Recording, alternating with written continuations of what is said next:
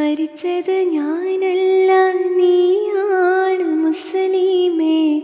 ഫാസിസ തടവറയിൽ അടിമയായി നിൽപ്പോ നീ. ഇന്ന് തീരും ഈ കണ്ണുനീരിൻ മോചനം നേടുകില്ലേ. ഫലസ്തീൻ ചിരിയെന്നത് കാണാക്കിനാവല്ല.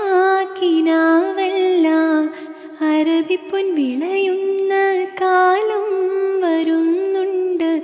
തഖ്വ കൊണ്ട് നേടിടുമേ ഫാസിസം കരയുമെന്ന്. ഗാസ തെരുവിലെ ചോര കണ്ട് ഞാനും എഴുതട്ടൊരു കണ്ണീർ കാവ്യം. പിഞ്ചോമന മക്കളെ